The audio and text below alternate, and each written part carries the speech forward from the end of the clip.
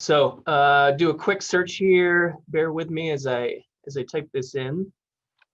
And okay, well, appears that that link is broken. Huh, that's interesting. Well, it's much the same way that I feel about our transportation system. So what I'm going to be talking about for my period of time here is how we've perhaps found ourselves in the most unsafe transportation climate in over a decade.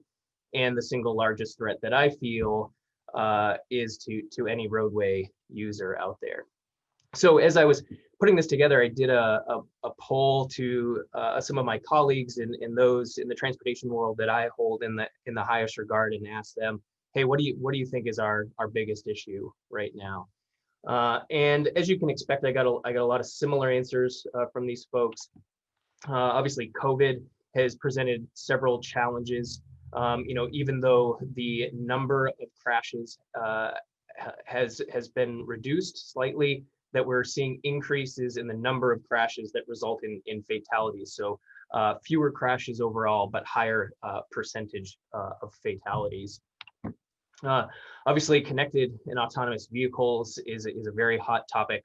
The implications of connectivity and varied levels of autonomy, and having those in a mixed environment with smart and not so smart vehicles, and the period of time in which it's going to take us to get to a point where it's pervasive across the vehicle fleet. But for me, that's not the most critical issue. Others discuss climate change and the threats to our infrastructure and our communities from climate change. Here in Alaska, a recent study that was done jointly by the Army Corps of Engineers, the Institute of Northern Engineering, and a few others, identified 29 of the 187 rural communities as being classified as high threat for flooding and erosion. And some of these are just knocking on the doorsteps of our communities.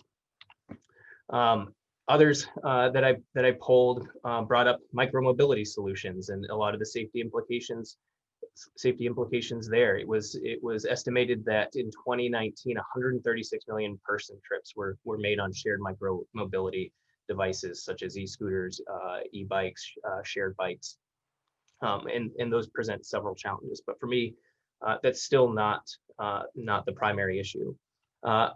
Other folks brought up the new ease of transportation safety. It used to be evaluation, education, enforcement, and we're now looking toward these new E's: equity, ethics, and empathy.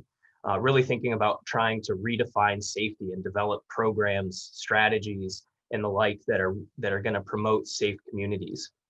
Thinking about our people, prioritizing our people, so that folks can get around on foot and can ride around on bikes, and parents can push their kids in strollers, and children can learn how to ride their bikes in the streets or in places that are safe to do so.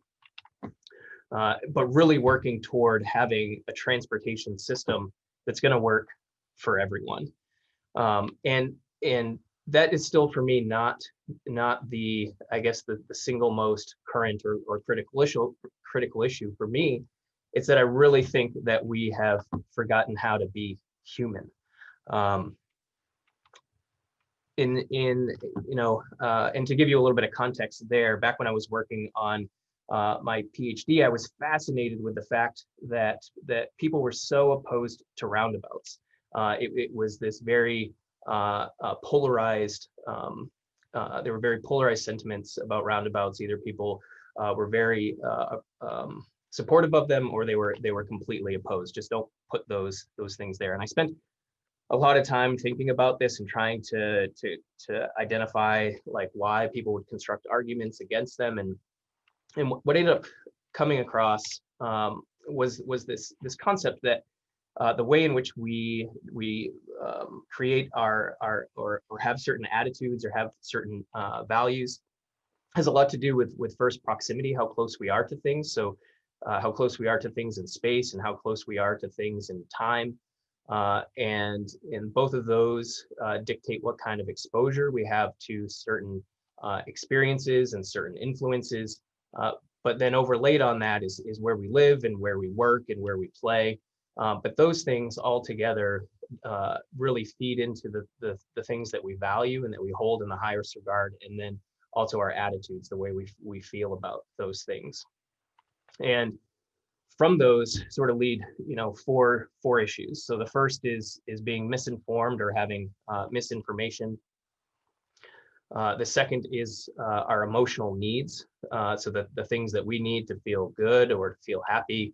But then also from those also arise both conflicts of interest and conflicts of values. And I think this is where we're at currently, is a conflict of values. And for me, it leaves me sitting there saying to myself, well, if I just close my eyes for a while, maybe all this mess will disappear, right? The classic Eeyore quote from Winnie the Pooh.